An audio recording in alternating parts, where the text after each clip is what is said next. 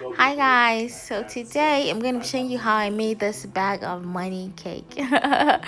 Okay, so if this is the first time, your first time on my channel, welcome, and where have you been?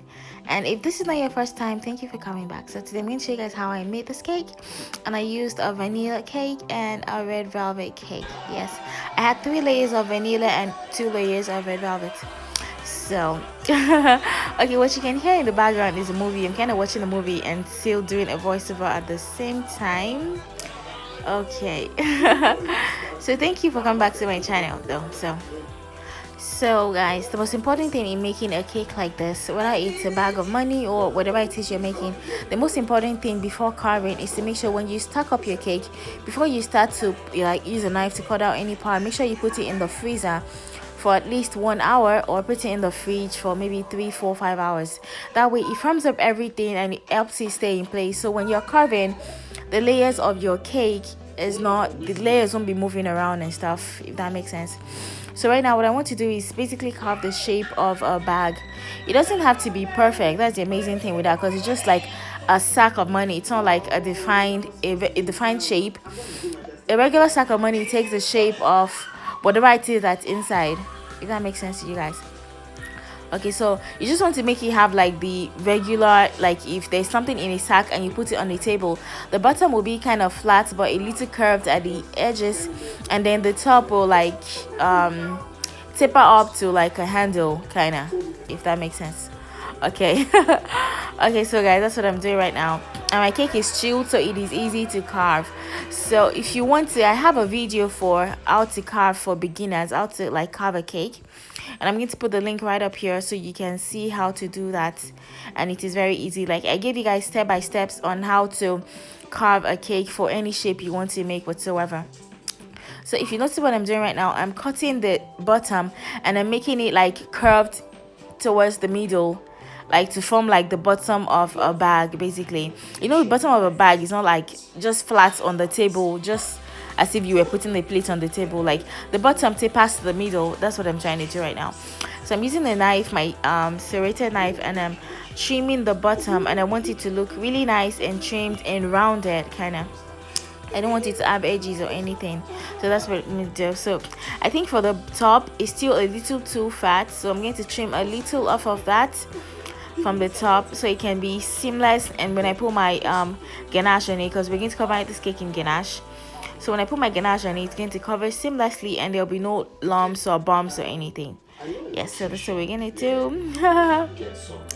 And then the next thing you want to do is clean up your cake board, so that like your ganache doesn't like stick to the cake and make everything messy for you. Okay, so if you want my ganache recipe, my white chocolate ganache, for cakes like this I like to use white chocolate ganache for the base, because it is smooth and like it gets teeth, unlike buttercream, and like it gives you like a defined shape where you can smooth it on and your cake will look really nice and like without bumps and keloids. I'm sorry, I'm used to saying bumps and keloids. I can't say bumps without keloids. Anyway, so right now I'm covering it in my white chocolate ganache. If you want my white chocolate ganache recipe, I'm going to put the link right up here. It says click on me. Yes, click on that. Okay, so that's the first coating of white chocolate, and the reason why this is so easy right now is because your cake is firm. So when you trim or when you're coating with white chocolate, it is staying in place. It is not like moving around. Yeah, you can also use dark chocolate ganache if you want, and you can as well use buttercream if you like that. Anything would work basically, but I'm sending this cake out of the city, so I wanted it to like be firm and to have like a really strong base, so and it wouldn't melt or anything. So now I'm taking my fondant and I'm going to show you guys how to cover it. This cake, I'm not going to be covering it the regular way I cover my cakes. I'm going to be covering it in the paneling method, like we're going to panel the fondant around it. So I've seen a lot of people say like you should roll fondant in one direction, you should maybe not take it forward and backward and stuff. Basically, see, there are no rules to this thing. Roll it however it's convenient for you. Like just make sure when you finish rolling, you're going to use your smoother on top of it to clean up whatever like lines there are on the cake.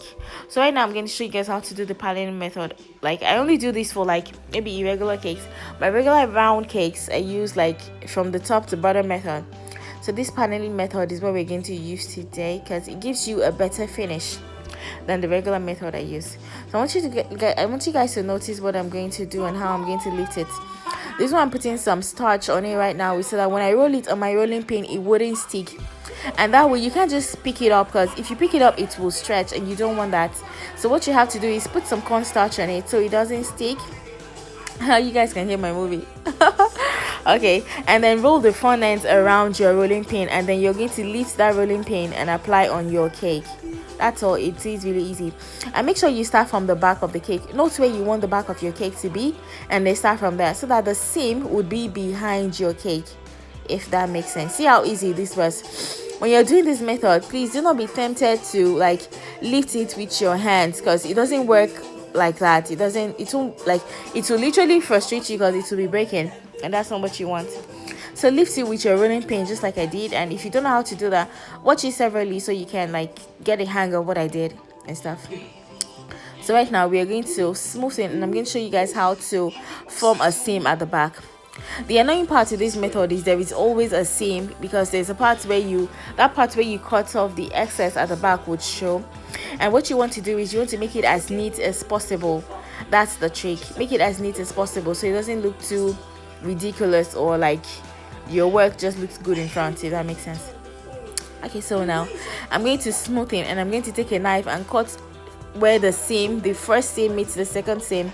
That way like you have like a smooth finish, and then we're going to use our smoothner to like smoothen that up and down as best as you can. Yes, you can still see the seams, but it's not going to be as obvious, if that makes sense. And you have to remember it is behind your cake, so that makes it better. So that's why you have to make sure like you know which part you want the front of your cake to be and which part you want the back to be. So now we're going to cut out the excess fondant from the bottom and from the sides, and then we are going to smoothen. At this point, like if your cake is not too smooth, it doesn't really make any sense, because it doesn't even like really make any difference, because it is a sack.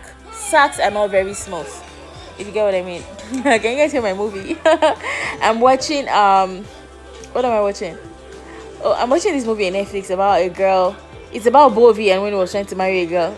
I don't know, a very materialistic girl or something. Anyway, I don't like the way they portray some women in these kind of movies as if like I don't know. Anyways, let's leave that alone. Okay, so right now I'm trying to form the top of the cake that will look like the top part where like the sack of money. Yeah, and that's the easiest part. The amazing thing with this cake is that it doesn't have a particular shape. It depends on the shape you give it. That's why I like this kind of cakes, because like you can be creative with it. You can make it bend to one side, you can make it bend to the back, or it depends on you. Basically, it depends on what's easy for you. So because it is a sack stays the way you put it. It doesn't have a particular shape. So right now I already rolled out some fondant, and I made my dollar sign in front of it, and we're going to paint that in gold in a few minutes. And then right now I'm trying to make the rope for tying this cake sack, if that makes sense. Yeah, so that's what I'm doing. And when you're making this kind of rope, it's important that like you make it like the same size and as smooth and as like symmetrical as possible, and then we're going to twist it around themselves. That way it makes it easy. And you have to be careful when you twist it so that like you don't stretch it out, because you don't want to do that. Otherwise a part will be thin and another part will be thick. I don't know, maybe I'm blabbing, but let's explain to you guys so you guys can get what I'm saying, and so it can be easy for you. One of the problems I had on YouTube when I first started was the fact that usually when I'm watching and as a beginner, I don't know what the person is doing. I can just see it, and it will like make my life easier if they actually explained what they are doing. That's why I do explanations for you guys. Okay, so if you notice, I used some fondant to hold that thing in place, so like it can hold the shape, especially the mouth. Don't worry, you're not going to be able to see that middle when we're done, because we're going to cover it in some edible dollar notes. So for this particular cake, I had finished making the cake before I realized that I didn't have as many dollar notes at home as I thought I did. So I had to like look for a way so it will like look good and stuff. So right now I'm using some water to glue the rope of the sack together and to make it like stay in one place. So now this is all she wrote basically. So now we're going to like just make sure that rope stays in place, and then we're going to arrange some dollars on top of it, and then we're going to paint it in gold. Like, it is ridiculously easy.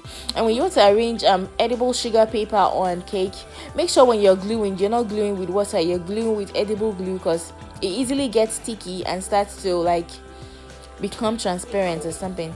So that's what we're going to do. I wish I had more edible dollars for this though, but I didn't realize on time, and like the cake was almost due, so I just had to make do and arrange it as best as I could. Okay. So now, after arranging, the next thing we're going to do is we're going to paint in gold. And I like to use my edible gold dust that I buy from my vendor. It is really amazing. If you're in Ukraine and you want to know where you can get that from, you can send me a message in the comment section below. So now we're going to paint, and what I like to paint is with some edible gold and some vodka. The reason why I use vodka is because it evaporates fast, and it doesn't like it doesn't get sticky, if that makes sense. Yes. So some people use oil. Oil actually shines better and it looks really pretty, but the thing is, it doesn't dry. If something should touch it, it will lift off the color, and you don't want it to switch away. By you're packing a cake, and like if the packet of the cake even touched it, and then all of a sudden the color is off, so you don't want that. So I took my time and I painted every part. I painted the ropes, I painted the dollars, and now I'm painting the inscription on it, and that's all she wrote. Like, these cakes are pretty easy, like especially cakes that you have to carve that do not have a defined shape. It's you that gives it a shape, so it makes it easy for you. I hope you guys enjoyed this video and I wasn't just blabbing on and on and on. Thank you guys. I know you can hear my voice. I kind of have kata and it feels weird.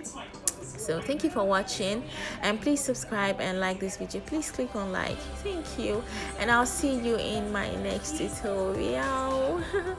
Bye guys.